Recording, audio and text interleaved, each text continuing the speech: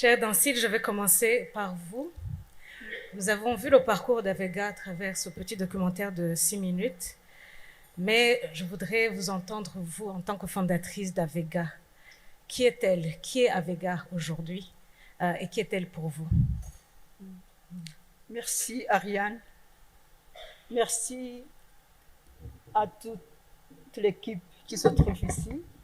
Merci au Front patriotique rwandais. Ces soldats-là nous ont sauvés. Nous étions mortes, nous étions morts, nous étions démunis. Et ils ont intervenu. Je serai ingrate si je ne commence pas par remercier tous ceux qui ont mis des efforts pour nous sauver, tous qui ont versé le sang pour nous sauver.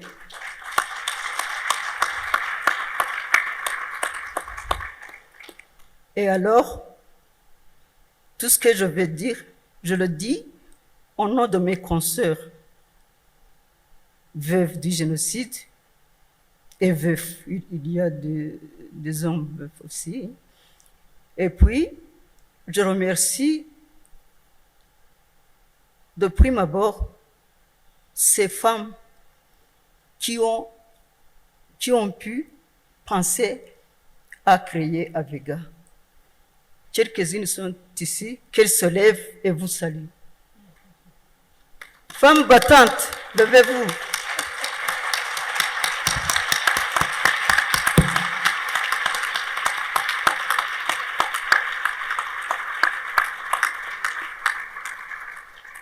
Sans elles, on ne serait pas assis ici à penser à tout ce que le Rwanda a vécu. Alors, tu m'as demandé comment nous avons pensé à fonder Avega. Avega est une association des veuves du génocide. Et le A, c'est Agahozo.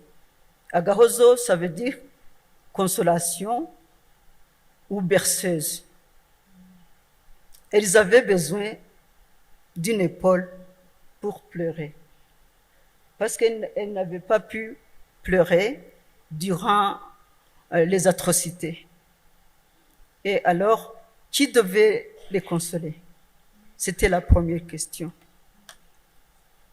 Comme vous l'avez vu sur la vidéo, elles ont commencé à se chercher et on a pu être 50 pour pouvoir commencer l'association. L'association a commencé dans les larmes. On pleurait et on se demandait où vont-nous arriver avec ces pleurs. Il y avait des souffrances physiques, souffrances morales, il y avait des traumatismes, il y avait toutes sortes de mal qu'on ne peut pas supporter. On ne peut pas le supporter seul, sans le support des autres.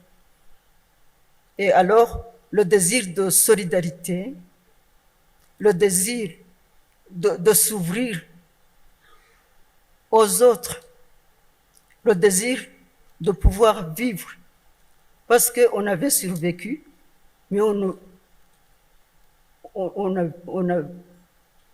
se croyait morte. Mort, je ne parle pas des femmes seulement.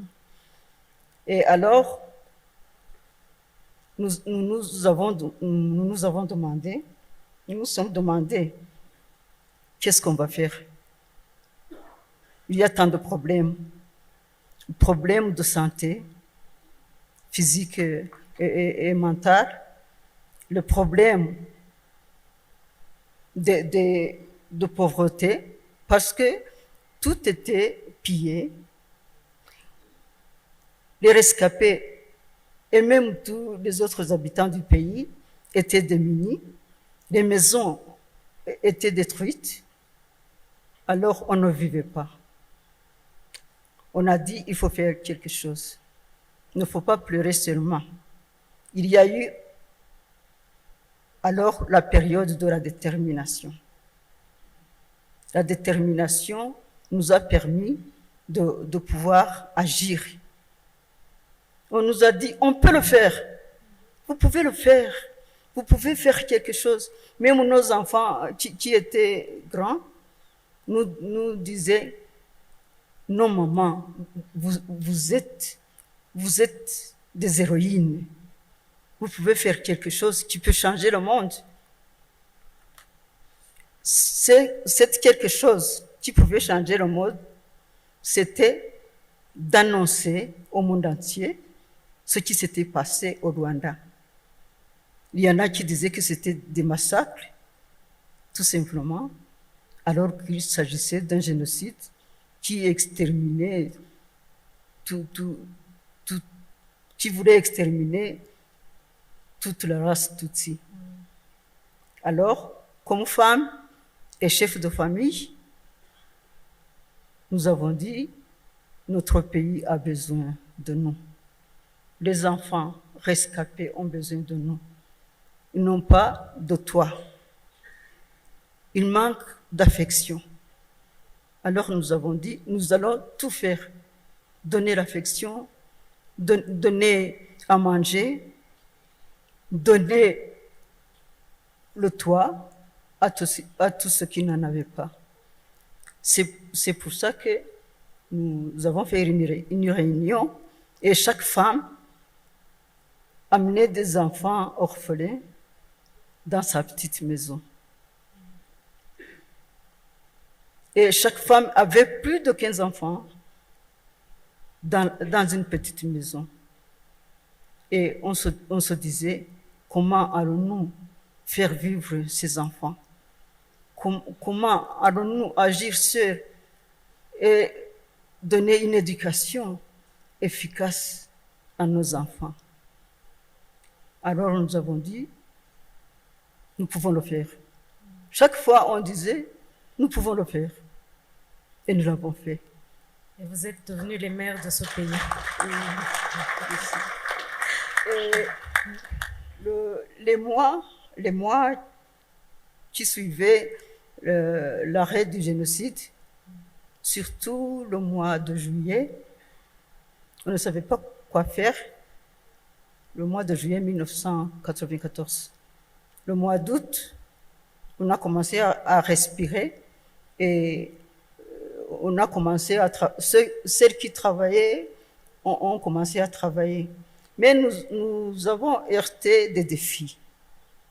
Il y avait des dames qui étaient éducatrices, enseignantes, et qui avaient perdu leurs enfants pendant le génocide. Quand elles arrivaient à l'école le matin, elles regardaient les enfants devant elles et elles pensaient, celui-ci a l'âge de mon enfant qui a été tué. Alors, elles ne pouvaient pas donner cours. Elles couraient vite, pleuraient et rentraient à la maison. Bon nombre de veuves n'ont pas continué à faire le métier d'enseignant. Et les infirmières, la même chose. Quand elles allaient soigner les enfants et qu'elles voyaient que l'enfant avait l'âge de son enfant perdu, elle aussi, elle était traumatisée. Nous avons heurté des problèmes de traumatisme mental. Et c'est pourquoi nous avons pensé, la première chose à faire, c'est d'installer un centre de trauma counseling. Esther, ma compagne, a été la première à aller se former. On ne savait même pas ce que c'est le traumatisme. Nous, on disait quelqu'un qui est traumatisé est fou. Et alors, nous n'avons pas voulu que les rescapés traumatisés s'appellent des fous. Justement, peut-être, Esther, vous pouvez partager vous aussi cette expérience. C'est pas votre premier livre, vous avez aussi coécrit avec Suad Belad, survivante. Je suppose que vous parliez aussi de cet après, quand vous avez dit oui, on peut le faire, et vous êtes allé vous former, comme vient de le dire Dancy là.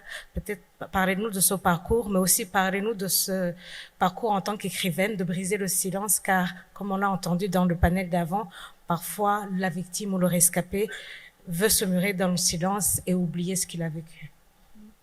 Merci beaucoup, Ariane. Avant de répondre à ta question, je voudrais dire un peu comme Dancy, là, sincèrement, merci. Hier, quand nous sommes venus pour répéter, pour voir comment était la salle, j'ai vraiment eu un choc positif. Je me suis dit, c'est pas possible. Dans cette belle salle, avec tout ça, ça c'est vraiment pour nous. Est-ce que ça peut être vraiment pour nous?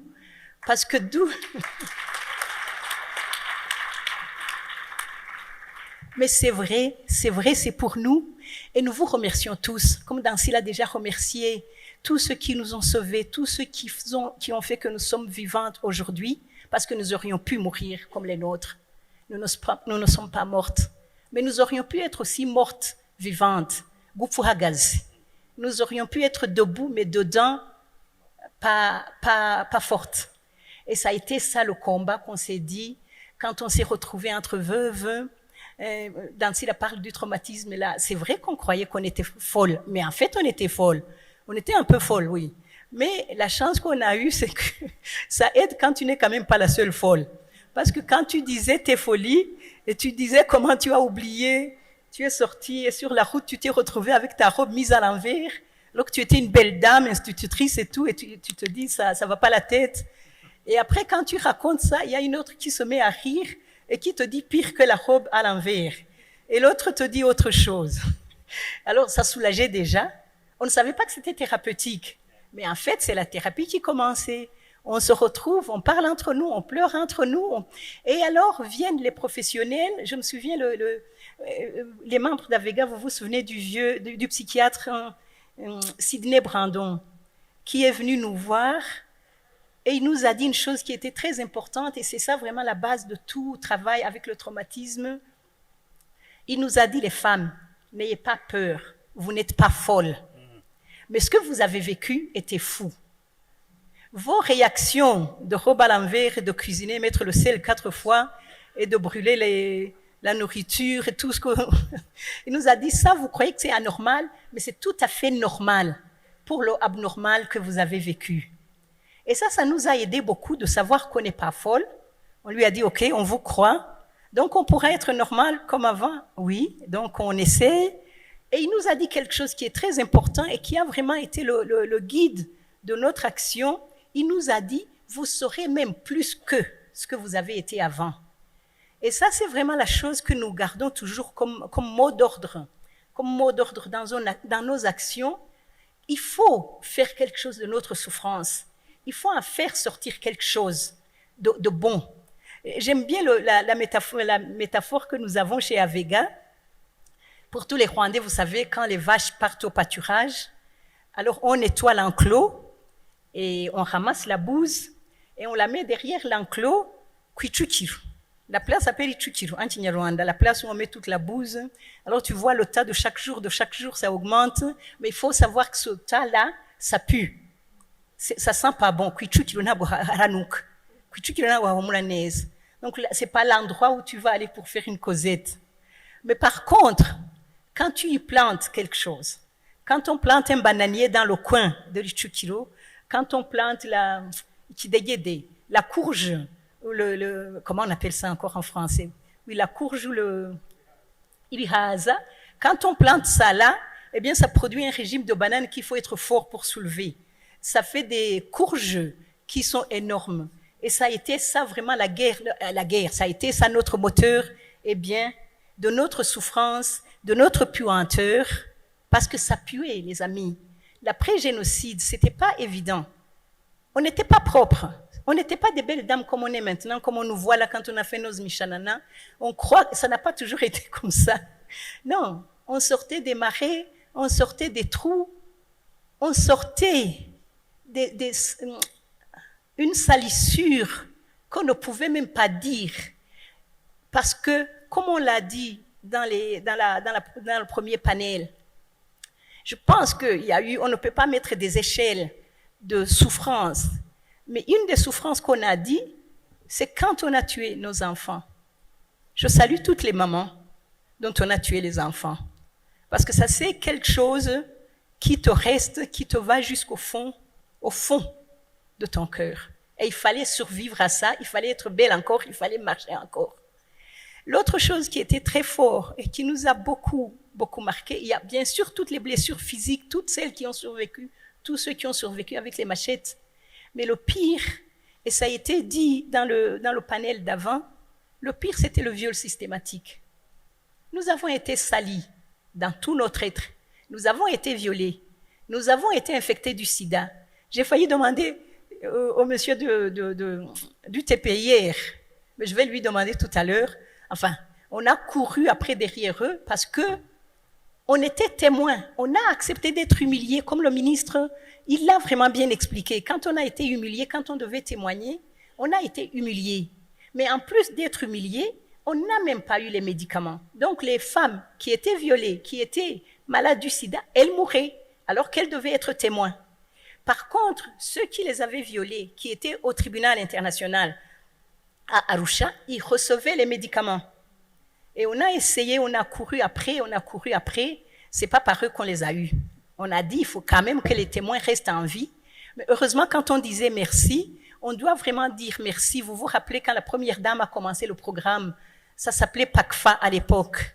Et ça s'est agrandi. Nous sommes arrivés à avoir les antirétroviraux. Celles qui ne sont pas mortes sont vivantes aujourd'hui. Donc, excuse-moi, il faut que tu m'arrêtes parce que quand je commence, je m'arrête. Peut-être parle aussi un peu de ton expérience d'écrivaine et puis aussi la place de ce livre dans ce parcours. Oui, je voudrais bien, avant de parler de mon expérience du livre, je voudrais parler des enfants.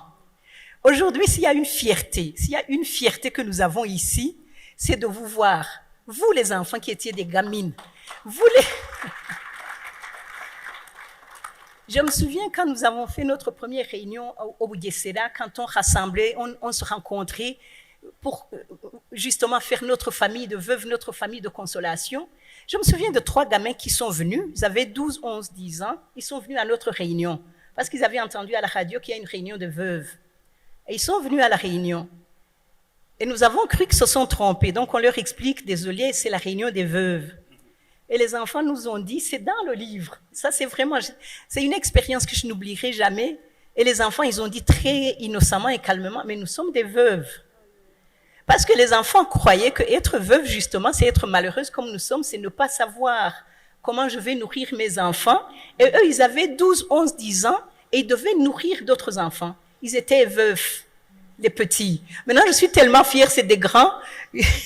Ils ont leur famille, ils ont leurs enfants et tout. Donc, de voir que vous avez grandi, de voir que de ce tas de fumier, c'est des jeunes hommes et des jeunes femmes qui étaient chefs de famille avant l'âge. Bon, maintenant pour parler de l'écriture, je pense que Daniel en parlera plus que moi parce qu'il est plus écrivain que moi, mais j'avais eu la chance, avec une journaliste, c'est très difficile d'écrire tout seul. Et j'ai eu la chance de trouver quelqu'un, Souad Belhaddad, la journaliste française, avec qui j'ai écrit en 2004. Et en fait, le principe, vraiment, ça reste le même. Le premier livre, Survivante, donc survivante comme nous avions survécu, sans savoir si nous allons avoir un lendemain. Mais dans Survivante, tu as quand même vivante avec V majuscule, qui est le motto d'Avega. Vivante, vivante, et pas seulement survivante. Et je pense que c'est vraiment l'écriture, c'est pas facile, mais il y a des gens qui peuvent nous aider à écrire. Quelqu'un a dit tout à l'heure dans le petit film, chacun est une histoire vivante, chacun est un livre vivant. Donc là, je pense que c'est vraiment quelque chose qui est très, très important parce que ça nous permet, une chose qui est très belle dans l'écriture, tu restitues la vie aux nôtres qu'on a tués, on les a tués mal, on les a tués, on les a salis.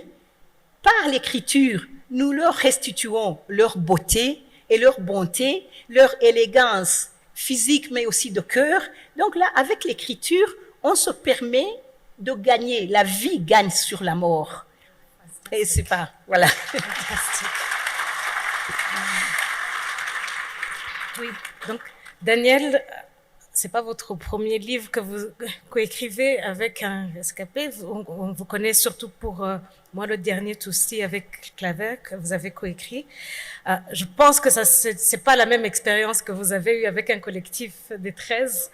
Donc voilà, racontez-nous un peu ce processus aussi, cette rencontre et peut-être même en commençant par le titre du livre. Oui, merci. C'est l'émotion, là, l'émotion pure.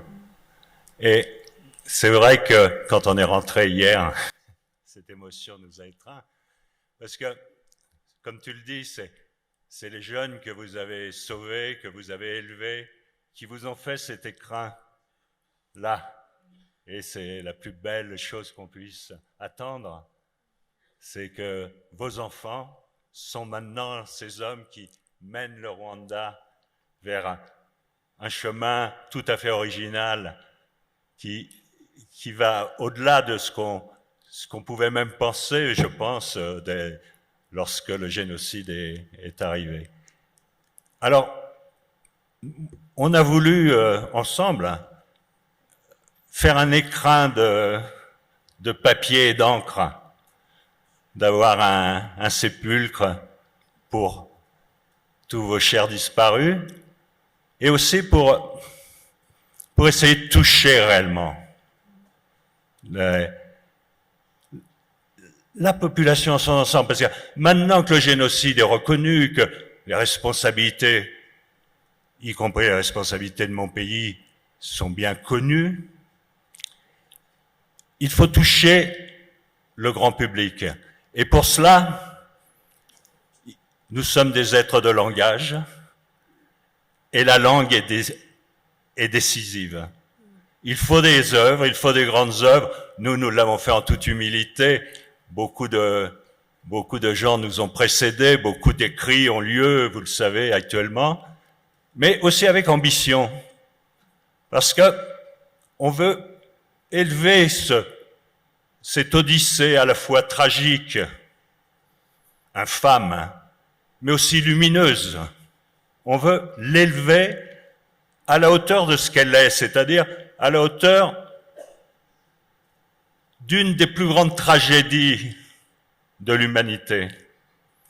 Et d'une tragédie de l'humanité qui n'arrive pas comme cela de façon isolée, mais qui arrive dans les années 90, 50 ans après la Shoah, 50 ans après le plus jamais ça, qui arrive à un moment aussi où la Terre elle-même nous dit, si vous continuez comme ça, je vais être veuve de l'humain bientôt. Donc, un moment où, au niveau du droit international, tout s'effondre. Tout s'effondre. Et il s'effondre à partir de ces années 90 et à partir de ce génocide. C'est pas seulement un cas pour le Rwanda, c'est un cas pour l'humanité tout entière. Et donc, il nous a semblé tout à fait important de trouver les mots, de trouver la poésie, de retrouver la poésie aussi, votre poésie, c'est-à-dire celle du Rwanda.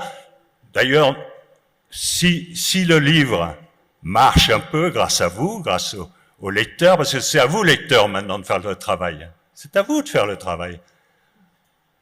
Il faut le porter. Il faut le porter pour l'humanité.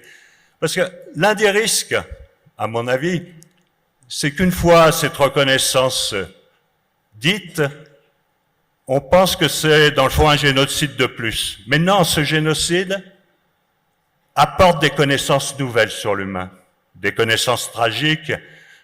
On a dit que des humains, oui, des humains, c'est-à-dire des gens qui ont à peu près peu ou prou la même culture que nous, le même rapport à la religiosité, à la spiritualité, ont trouvé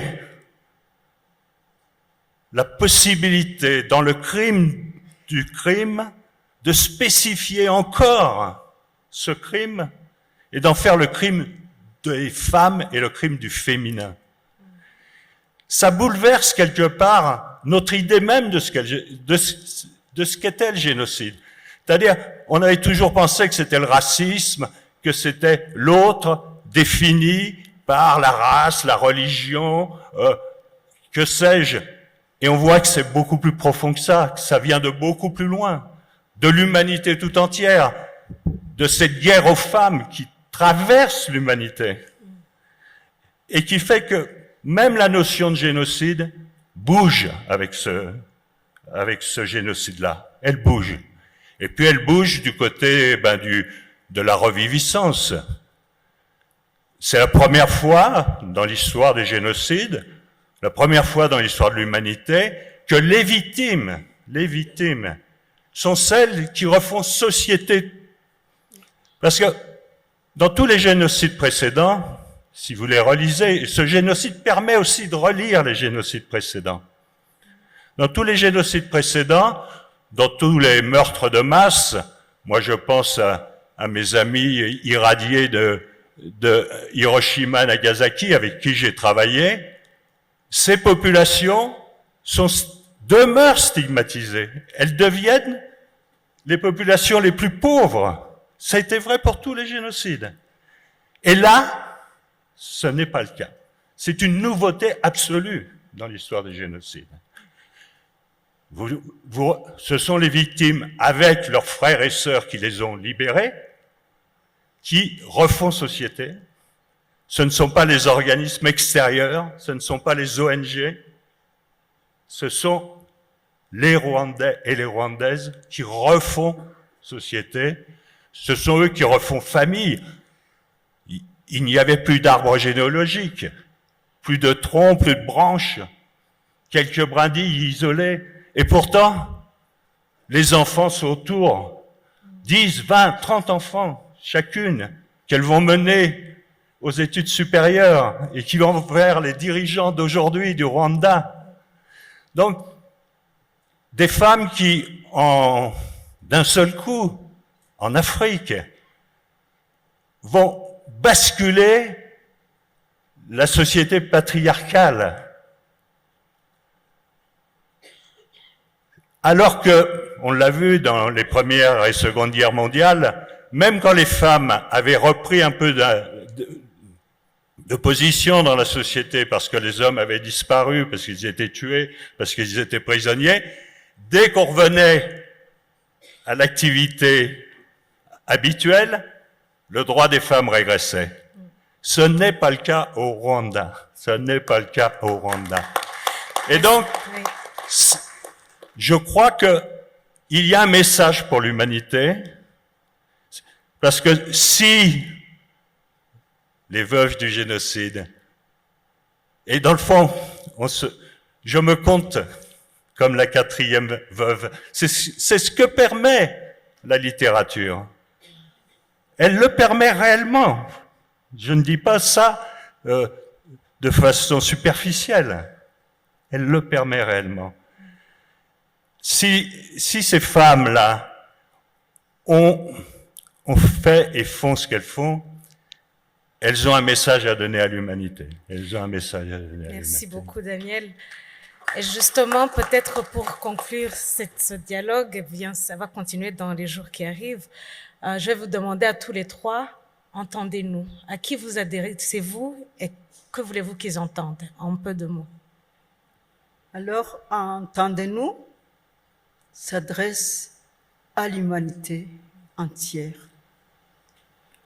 à nos descendants qui, après 100 ans, entendront l'histoire du génocide et l'histoire des veuves et héroïnes qui ont écrit pour briser le silence. Merci beaucoup. Esther?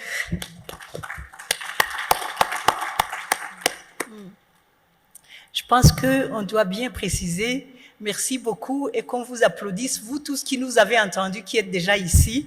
Il y a déjà eu un grand public qui a entendu. Non, on aime vraiment dire ça parce qu'on a eu la chance d'être entendus. Nous ne sommes pas les premières veuves des Tutsis qui ont été massacrés. En 59, il y a eu des veuves qui n'ont jamais parlé. En 63, il y a eu des veuves qui n'ont même pas osé pleurer. Et pour la première fois, nous avons été entendus. Nous avons été entendus. Nous avons été entendus, nous avons eu la place, on nous a dit, vous pouvez être folle, vous pouvez vous. Et ça, vraiment, je voudrais que vous le sachiez, que cette reconnaissance, nous aimons dire, et je voudrais le dire à la première dame et à son Excellence le Président, la première camionnette Toyota, vous la connaissez, tout Avega connaît ça, qu'on nous a donné, quand on a dit... Quand on leur a demandé, parce qu'on devait aller sur toutes les collines pour visiter les autres, pour trouver les autres, on a eu une camionnette, on a eu le salaire du chauffeur, on a eu des jeunes de l'armée qui pouvaient nous accompagner là où c'était dangereux. Donc c'est pour dire, on a été entendus, et on en est sortis. Mais ce qu'il faut savoir, c'est qu'il y en a d'autres qui n'en sont pas encore sortis. Et le message de nous, c'est de dire, c'est possible, entendez-nous. Et faites-en usage. Faites-en usage, c'est tout ça. Daniel, un peu de mots? Oui, ben moi j'aimerais terminer ce moment très émotionnel par une phrase d'un philosophe allemand qui luttait contre la montée du nazisme et qui disait qu'il n'est pas de témoignage de la culture qui ne soit en même temps, un témoignage de la barbarie.